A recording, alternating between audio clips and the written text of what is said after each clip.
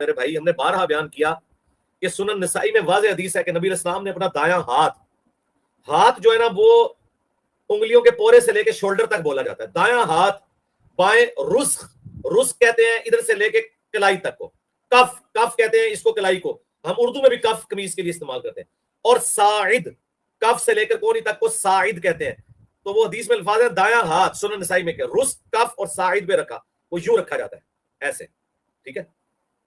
اور بخاری میں ہے کہ جو ہے وہ دایاں ہاتھ بائیں زرہ پہ رکھا, کونی سے لے کے یہاں تک اس پورے کو زرہ کہتے ہیں. جو سب سے پہلے مرزا کے جتنے چاہنے والے ہیں اور جتنے اس کے فالوور اور شاگرد ہیں, ان سے میں کہتا ہوں کہ جی ایک ہاتھ میں لیز لیں اور ایک ہاتھ میں بوتل لیں, کیونکہ آپ کے بڑے کا حکم ہے تو اس کی تکمیل کریں. بس ہوں تسی لگے کرے کرو, ایک وڈی بوتل رکھو, ایک چپساں دا پیکٹ. اس کے بعد یہ حدیث ہے حضور علیہ الصلوۃ والسلام کی, فرمایا صلو کما رأیتمونی اصلی, فرمایا کہ نماز اس طرح پڑھو جس طرح تم مجھے نماز پڑھتا دیکھتے ہو. اب دیکھیے نہ تو ہم نے حضور علیہ الصلوۃ والسلام کا زمانہ پایا اور نہ ہم حضور علیہ الصلوۃ والسلام کو دیکھ سکے کہ حضور علیہ الصلوۃ والسلام نے فرمایا کہ نماز اس طرح پڑھو جس طرح تم نے مجھے نماز پڑھتے دیکھا ہے. اب ہم نے نہیں دیکھا, جنہوں نے حضور علیہ الصلوۃ والسلام کو نماز پڑھتے دیکھا ہے وہ کیا فرماتے ہیں کہ حضور علیہ الصلوۃ والسلام نے نماز کس طرح پڑھی. حدیث مبارکہ ہے, صحیح حدیث ہے حضور علیہ الصلوۃ والسلام کی. حضرت وائل بن حجر آپ اپنے والد سے روایت کرتے ہیں, آپ کے والد فرماتے ہیں کہ میں نے نبی کریم صلی اللہ تعالی علیہ وسلم کو دیکھا کہ آپ صلی اللہ تعالی علیہ وسلم نے نماز میں اپنا دایاں ہاتھ بائیں پر رکھ کر زیر ناف باندھا. اب یہ حدیث مبارکہ ہے اور حدیث مبارکہ بھی صحیح ہے. یہ حضور علیہ الصلوۃ والسلام نے فرمایا کہ نماز اس طرح پڑھو جس طرح تم نے مجھے نماز پڑھتے دیکھا, یا اس طرح پڑھو جیسے تم مجھ کو نماز پڑھتے دیکھتے ہو. ہم نے نہیں دیکھا. وائل بن حجر اپنے والد سے روایت کر رہے ہیں کہ میں نے حضور علیہ الصلوۃ والسلام کو دیکھا ہے کہ حضور نے اپنا دایاں ہاتھ بائیں پر رکھ کر تحت السرہ کے الفاظ ہیں کہ حضور علیہ الصلوۃ والسلام نے اپنے ہاتھ ناف کے نیچے باندھے. اور اگلی جو حدیث مبارکہ ہے حضرت علی رضی اللہ تعالیٰ عنہ, آپ فرماتے ہیں کہ نماز میں ایک ہتھیلی کا دوسری ہتھیلی پر ناف کے نیچے رکھنا یہ سنت ہے. اب یہ دو حدیث مبارکہ ہیں. اور ہاتھ کی تعریف پہلے کیا کرتا ہے, ایسا یتیم العلم آدمی ہے, کہتا ہے جی ہاتھ جو ہے وہ شہادت کی بڑی انگلی سے لے کر اور جناب والا یہ ہمارے مکمل کندھے تک ہاتھ ہی ہے.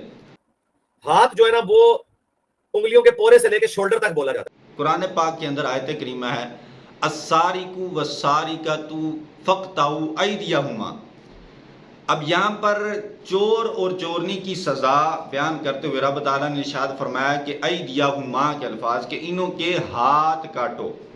اب جب بھی چور کو سزا دی جاتی ہے تو ہاتھ یہاں تک کوئی نہیں کاٹا جاتا, ہاتھ ادھر تک ہی کاٹا جاتا ہے. پتہ چلا کہ ید کا اطلاق عربی کے اندر یہاں تک ہوتا ہے. ویسے تو مرزا جیلمی کا عربی سے دور دور تک تعلق نہیں ہے, کیونکہ یہ ران کی عربی بھی اس نے پٹ بیان کی ہے. ہمارے لیے اتنا ہی کافی ہے کہ ہاتھ زانوں پر رکھو, زانوں پر, جس کو ہم عربی میں پٹ کہتے ہیں. اللہ کے پے اور ٹے یہ جناب عربی کے اندر لفظ موجود ہی نہیں ہے, لیکن یہ ایسا شاہکار آدمی ہے کہ یہ پتہ نہیں کہاں سے اس نے اپنی عربی ایجاد کی ہے. ہاتھ جہاں پر ختم ہوتا ہے یہاں سے لے کر کونی تک اس کو زرہ کہا جاتا ہے. اب حدیث کے اندر یہ الفاظ نہیں ہے کہ زرہ کے کس حصے پر ہاتھ باندھے جائیں, فرمایا کہ زرہ پر ہاتھ باندھو, صرف یہ فرمایا ہے. اب یہاں پر کیفیت بیان نہیں کی گئی. حدیث کی تفصیل ہمیں یہ دوسری حدیث سے حضرت وائل بن حجر والی سے مل گئی کہ حضور علیہ الصلوۃ والسلام اپنا دایاں ہاتھ بائیں پر رکھ کر زیر ناف باندھتے, اور حضرت علی رضی اللہ تعالیٰ عنہ آپ نے تو صراحتاً فرمایا کہ سنت یہ ہے کہ ایک ہتھیلی کا دوسری ہتھیلی پر ناف کے نیچے باندھنا. اور اب مرزا یہ کہتا ہے جی ہاتھ اس طرح باندھنے چاہیے, اور اب یہ جو ادھر بھی باندھتے ہیں نا ان کے بھی دو تین طریقے ہیں, کوئی ادھر باندھ رہا ہے اور کوئی ادھر باندھ رہا ہے. یہاں تو مرزا صاحب ہمیں ان تمام کی حدیثیں دکھائیں, نہیں تو پھر منی تو آتے بڑھیا نہیں جو سادی کی میں مان سکنا ہے.